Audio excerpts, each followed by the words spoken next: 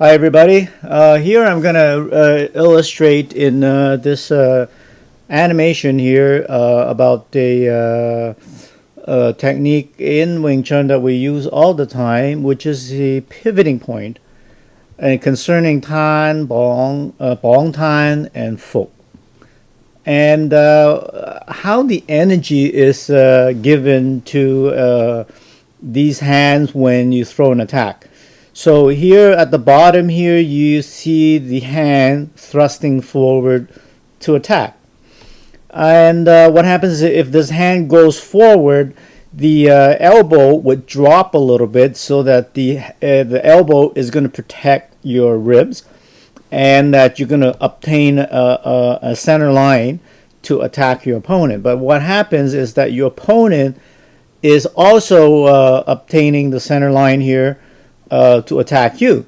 So what happens in this case is that you have this forward momentum, as you can see here, of the arm going forward. And what happens is you hit a barrier.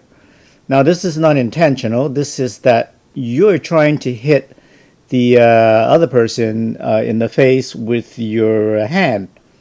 But what happens is you meet this barrier, and automatically, when you hit this barrier, this point of contact becomes a pivoting point.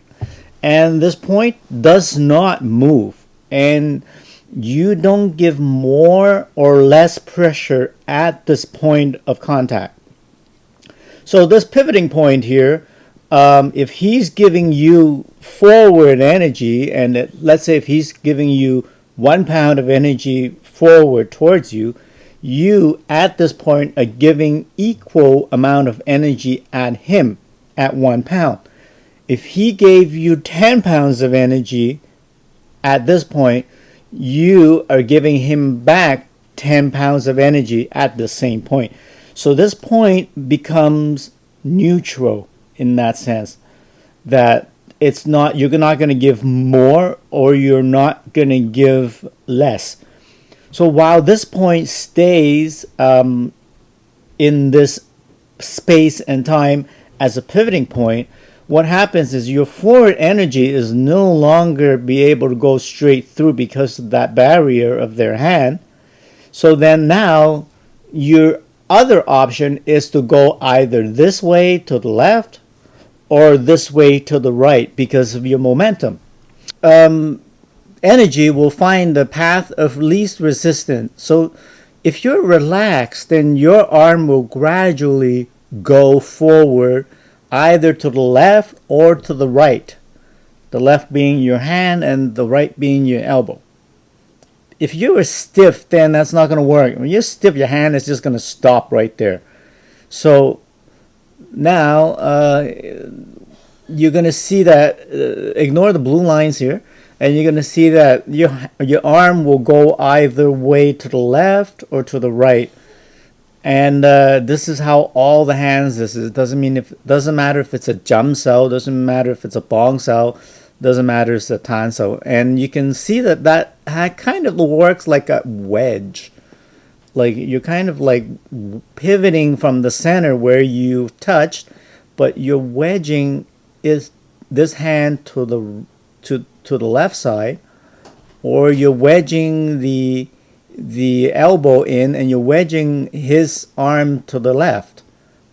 Okay, so what happens is that when you go to the left side to punch him or to palm him in the face, you notice that the reason why you're going to the left side is because in the red arrow here, his energy is going slightly towards your right.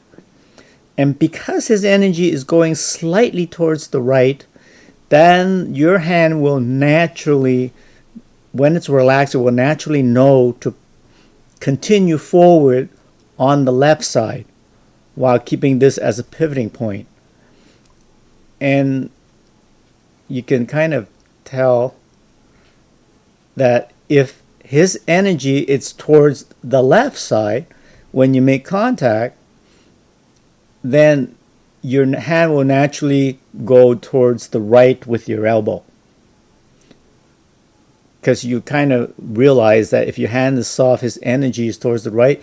You can't go from go from the left, because you're not able to, because his energy is slightly going towards the left. So naturally, when you relax, your elbow will go towards the right side. Now, I'm describing something that is in a millisecond right now, okay?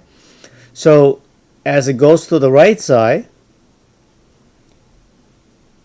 what happens is it works like a wedge, and naturally your elbow would come up and slightly deviate his arm, so that you would open a path to the center line.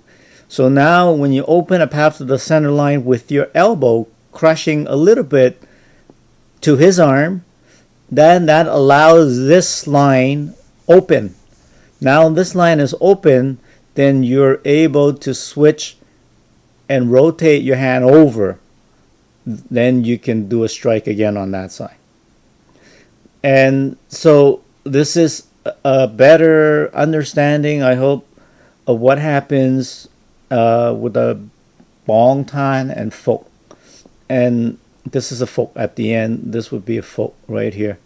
The elbow is not drawn as well. A better drawing that this elbow would be in more of the center, so that you can occupy the center line with the Fok, and then you can go and attack.